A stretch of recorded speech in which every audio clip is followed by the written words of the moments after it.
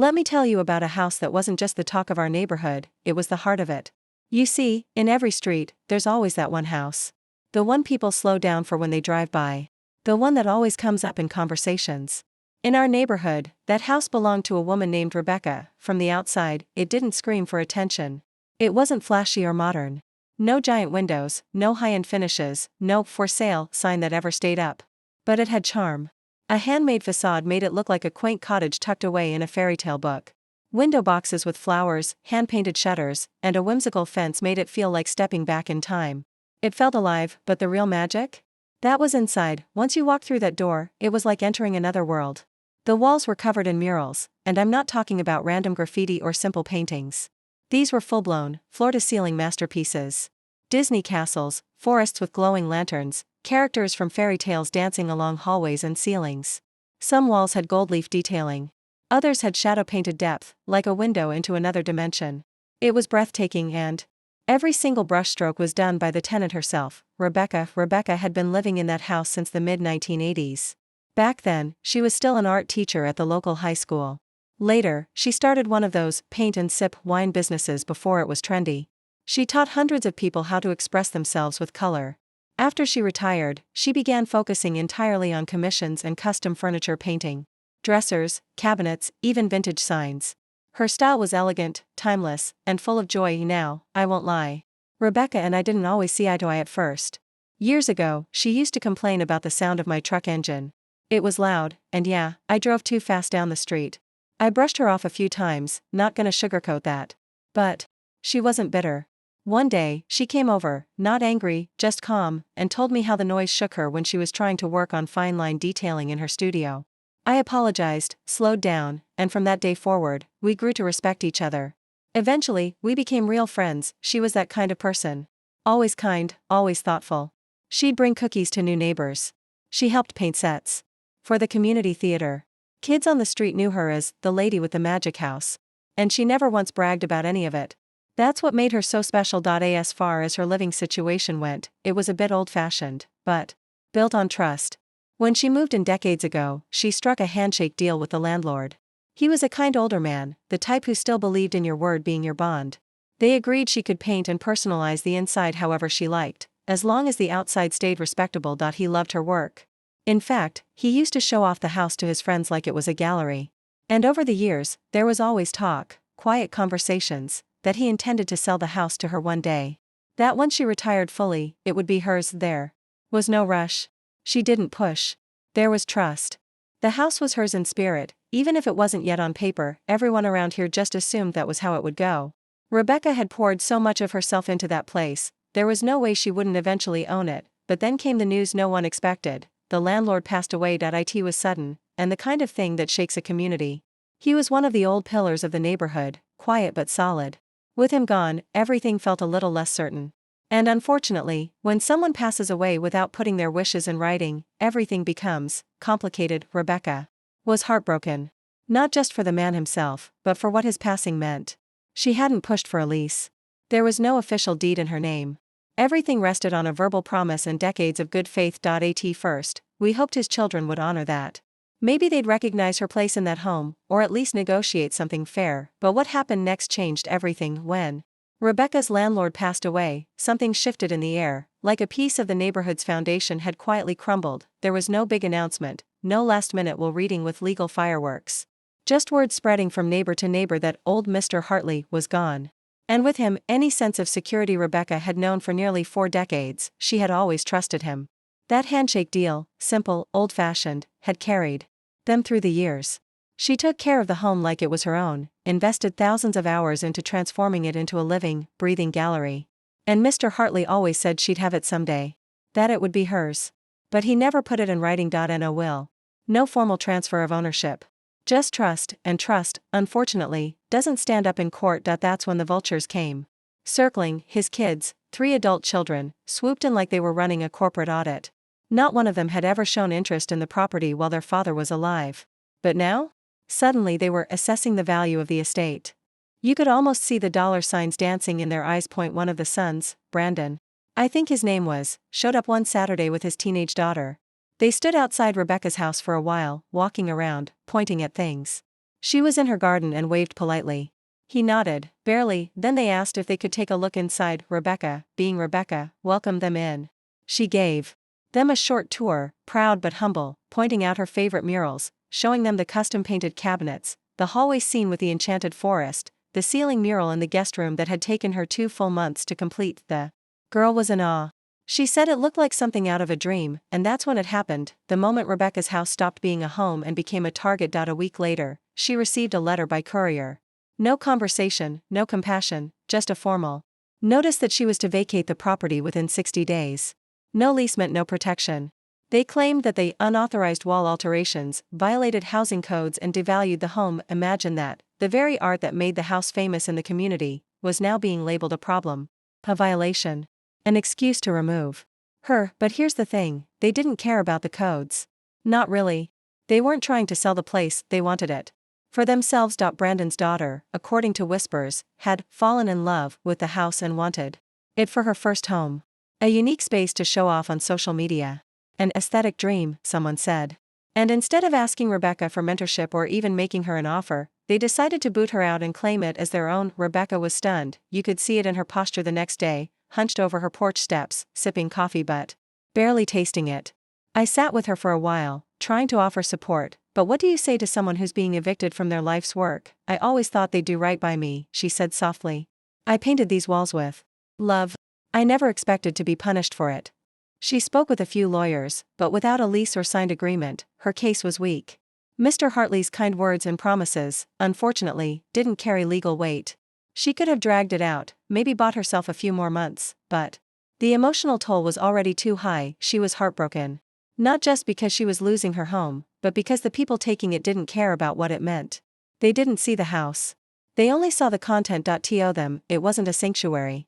It was an Instagram backdrop. As neighbors, we watched helplessly. We offered boxes, meals, anything to support her. She tried to stay strong, putting on a brave face as she packed up decades of art supplies, keepsakes, and memories. But sometimes I'd catch her staring at a wall for a long time, her brush frozen mid-stroke, like she was trying to memorize every line before it disappeared forever. But the thing about artists? They don't just leave. They transform. Because even though the house was being taken from her, Rebecca was already painting the next chapter. Sometimes, when life throws you into the fire, the world finds a way to guide you out. And for Rebecca, that guidance came just in time. After she was forced out of the only home she'd known for nearly 40 years, after the art-filled walls that she'd poured her soul into were labeled damaging by people who didn't understand it, Rebecca didn't collapse. She pivoted. At first, she was lost. Understandably. I mean, how do you just walk away from something like that? She wasn't just leaving a house.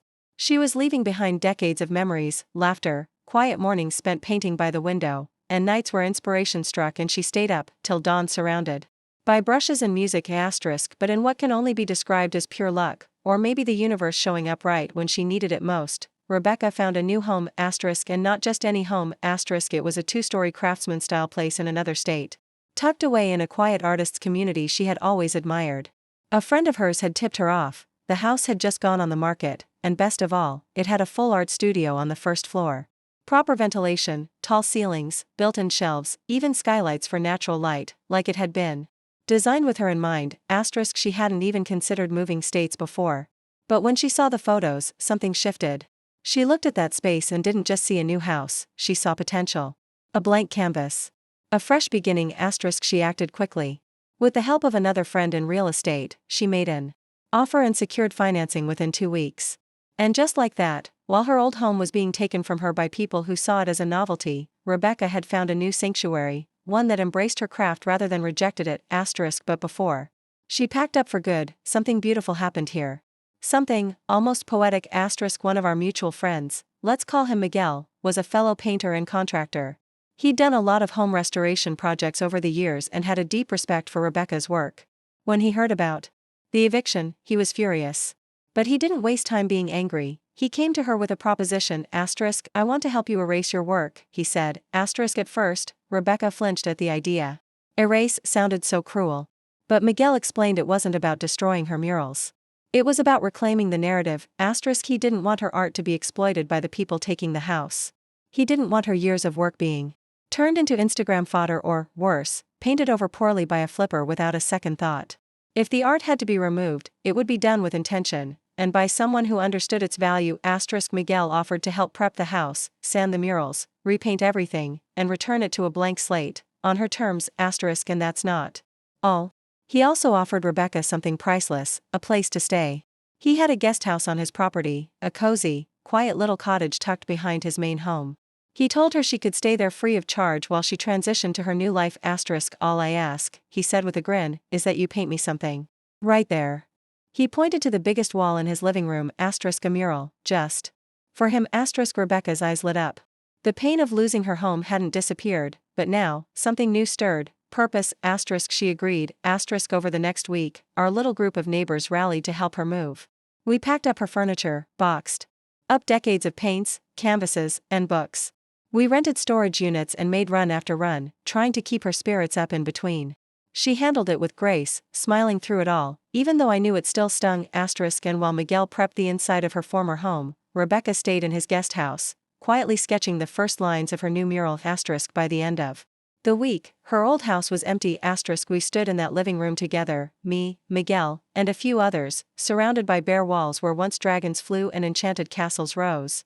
It felt strange, standing there without color or magic. But it also felt right. Rebecca had chosen to take the art with her. Not physically, of course, it couldn't be moved. But emotionally, spiritually, it was hers again. Not theirs. And now, the house was ready for what came next. Transformation. After Rebecca's departure, the house stood empty, a hollow shell. Where once there had been warmth, laughter, and a swirl of colors. But the next chapter for the building wasn't one of renewal. It was a complete erasure. Our friend Miguel, ever the craftsman, took on the job of wiping the slate clean. It wasn't out of pettiness or anger, he did it because if the house was going to be taken from Rebecca, then it wasn't going to keep her soul inside. He believed that legacy should never be stolen. So he began the transformation, but not the one the landlord's daughter had dreamed of. It started with the walls. Every single room in that house had once been hand-painted by Rebecca. Murals that took months to finish. A ceiling in the guest bedroom painted to look like a twilight sky. The hallway that turned into an enchanted forest. A dining room with dancing candlelight scenes from fairy tales. Miguel didn't rush the job. He spent hours with a handheld sander, slowly buffing the art away. Wall by wall, stroke by stroke, Rebecca's masterpieces were reduced to faded blotches, ghosts of what once lived there. I watched as he stood in the living room one evening, covered in dust, staring silently at what remained of a mural that had once shown Belle and the Beast reading in a castle library. It's like burying something sacred. He said. When all the murals were finally sanded down, Miguel brought in the big guns, a professional-grade paint sprayer, one of those bad boys that can coat an entire wall in under a minute. He didn't stop at the walls either. He sprayed everything. Cabinets, baseboards, crown molding, window frames, outlet covers, even the doorbell chime. If it wasn't moving, it got sprayed. First came the primer, 2 full coats of Kills to completely seal the old paint underneath. It smelled like hospital rooms and renovation shows. By the time he finished, the house looked sterile, like a showroom before the furniture arrives. A blank, cold space that felt nothing like the home it once was. But the real kicker, the paint colors. He dipped into what we sarcastically call the Rebecca collection. Not because Rebecca ever used those colors, but because that's what real estate flippers and homestaging designers always slap onto everything to make it look market-ready. A washed out white for the walls. Grays, lifeless, soul-sucking. Grays, for every accent. Trim, cabinets, closet doors, even the fireplace. Gone were the warm tones, the magical palettes, the delicate brushstrokes that made the place feel like stepping into a storybook. In their place, grayish. That's the only way I can describe it. That weird, bland middle ground between gray and beige that somehow manages to make everything feel both modern and sad. The texture of the walls, once layered and expressive, was now flat, slick, soulless. The place echoed differently. It didn't feel like someone's home. It felt like an overpriced Airbnb that no one would remember after checkout. The worst part was how fast it all disappeared. It had taken Rebecca decades to build that world. One brushstroke at a time. Miguel wiped it all out in under 2 weeks. And then he moved on to the outside. You remember how I told you the house had a charming cottage look from the outside? That was one of Rebecca's first creative projects. After moving in, she'd built a false facade, a handmade exterior made to look like a European-style cottage, complete with flower boxes, custom shutters, and a little wooden awning over the front porch. It made the whole property feel like a scene from a movie asterisk but. Apparently, Brandon's daughter didn't like the cottage look. She wanted something cleaner, whatever that meant asterisk, so Miguel called in another friend of his who did landscaping. Together, they took apart the facade, plank by plank, careful not to destroy it. Rebecca had requested they keep it intact, so she could maybe reuse it or gift it to someone else asterisk. Once it was off, the house lost its charm completely. Underneath, it was just plain stucco, cracked in places, faded in others. That magical little cottage? Gone asterisk. The landscaper didn't waste time. He yanked out every plant Rebecca had lovingly tended to over the years. The roses she'd grown from clippings. The lavender she used for homemade sachets. Even the little birdbath where neighborhood robins used to gather in the morning. All of it ripped out, tossed in the back of a pickup like yesterday's trash asterisk. In its place? Gravel asterisk, just gravel. And one giant decorative boulder asterisk. That's it. No flowers, no color, no garden path. Just beige gravel, a few patches of sand, and a boulder that looked like it was trying, and failing, to make a statement asterisk. I visited the place that weekend to drop off some tools Miguel had borrowed, and I almost didn't recognize it.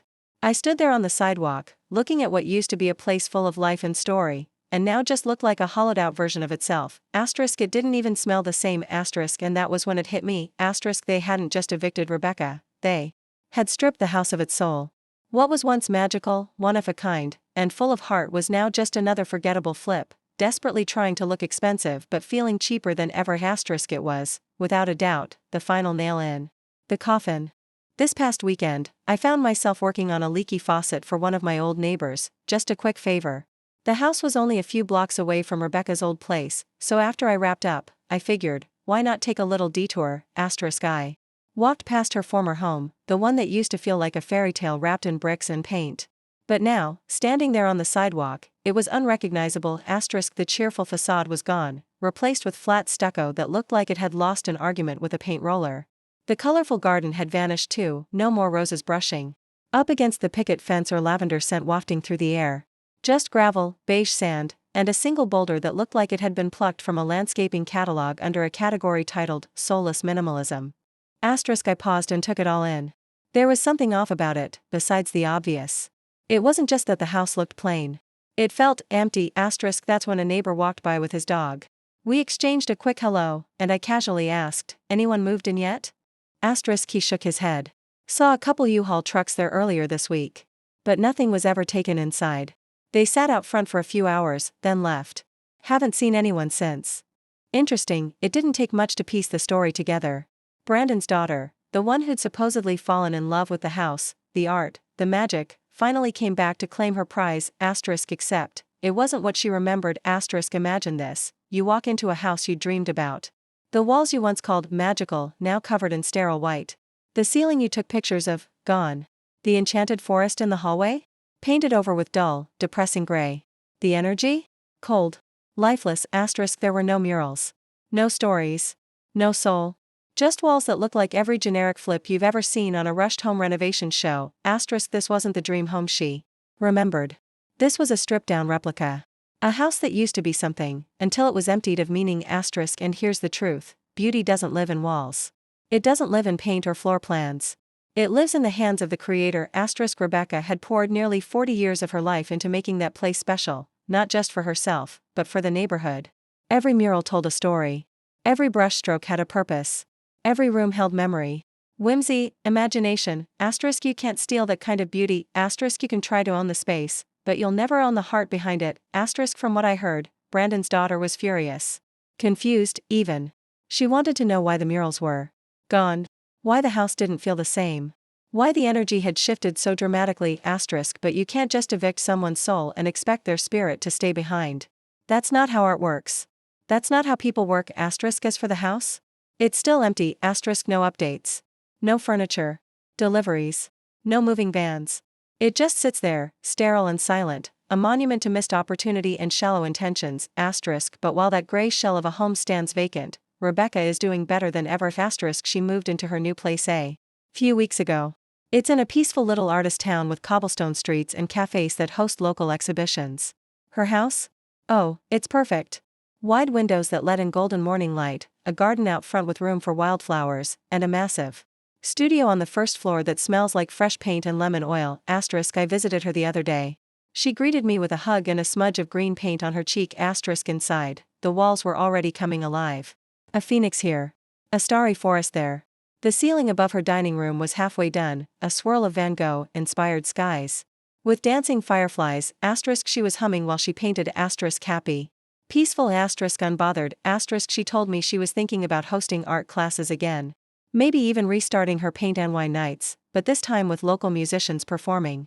In the background, she had ideas for themed events, gallery showings, maybe even a mentorship program for young artists. Asterisk Rebecca didn't just survive, asterisk she reinvented, asterisk she carried her legacy with her, not in wood and plaster, but in who she is.